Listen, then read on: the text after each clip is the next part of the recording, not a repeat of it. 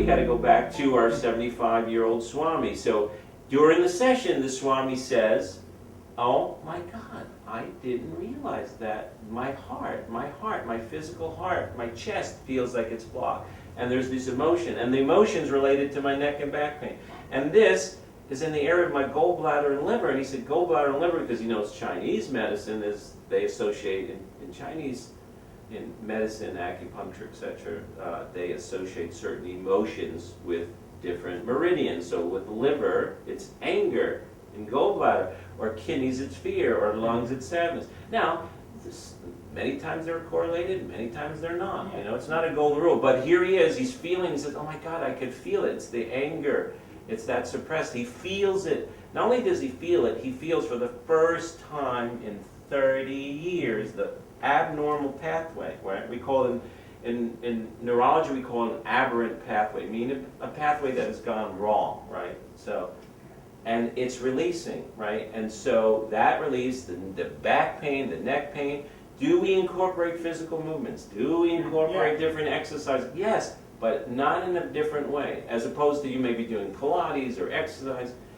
It's not that way. We do it in a very mindful, where is the person's consciousness and mind makes all the difference in the world. And all the therapists have to be trained to recognize disconnection or dissociation. Okay. And it's an amazing, I'm amazed myself how good the therapist can tell you in a moment if you're present there or not. They can tell if your attention is here or not. And by doing that and rewiring your attention, we rewire the brain. But why did the brain disconnect in the first place?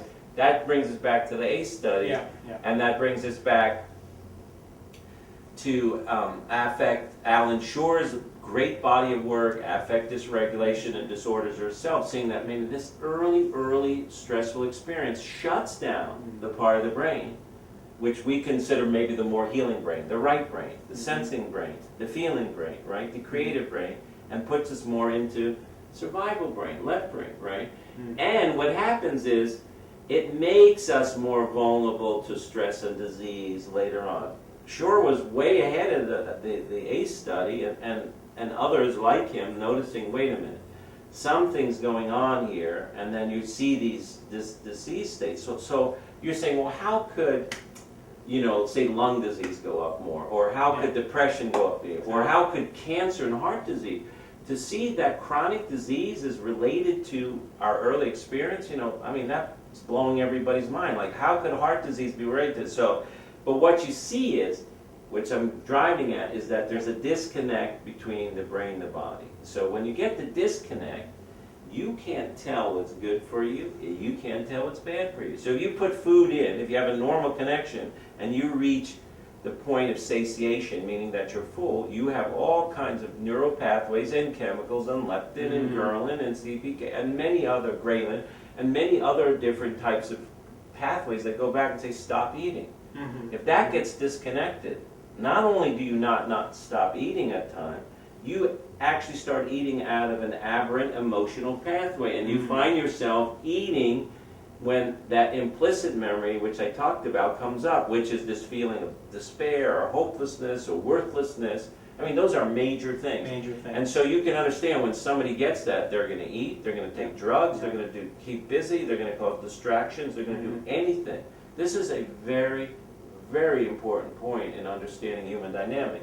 And what was I supposed to do when I get that feeling of despair and hopelessness and worthless that may have been incorporated at that time in my early development, even though it's not real? It's very important to see that none of these are real anymore. It's not real, but the program is so dominant, if it gets triggered or fired, there you go. Now it could come out as back pain, neck pain, stomach. We see all kinds of conditions that are related neurologically, and traditionally it's called conversion, right?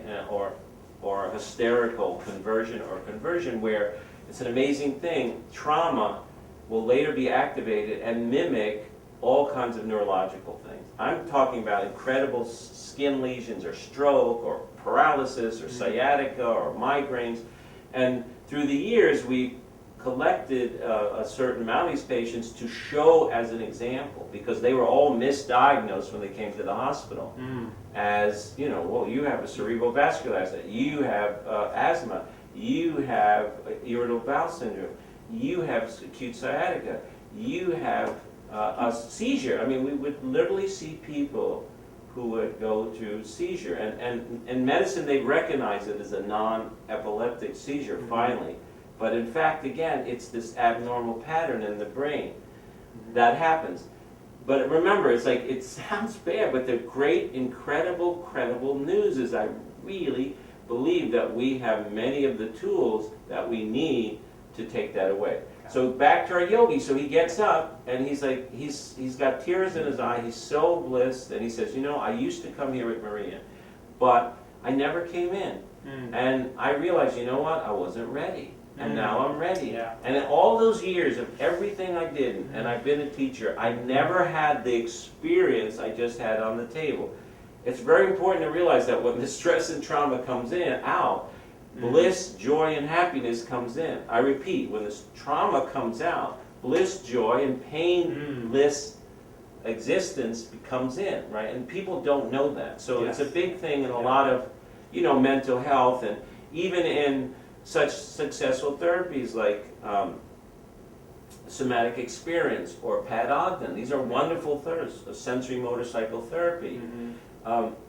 If you know, because we have many of the different people that either have gone through it or are teachers or take classes, and they always report they never really get that sense of deep joy and peace. It just doesn't happen in the therapy, right? And traditional psychotherapy, somebody goes in, they don't leave and like, oh my God, this is the most amazing thing. I never felt that sense of joy. I never sensed that sense of bliss, even though my mom or my dad never really loved me or never gave me the attention, that it can be self-generated beyond that, right? And so you can understand why not knowing that's like the best experience, and often got relegated to spiritual experience, you know? It's like, wow, I had the most profound joy of connection and love, and this incredible love that transcends the personal, transcends the human. So it's so fascinating to me, and a great joy for even all those people supposedly on a transformational paths or spiritual paths to say, okay, I understand, let's see if your tools are going to work when we open these doorways. And I'm going to tell you what to do and help you. We will stop if it gets really uncomfortable. And you know, we're always monitoring with different devices that monitor their autonomics. So we're monitoring the heart, we're monitoring the pulse rates, we're monitoring their oxygen, so we can see.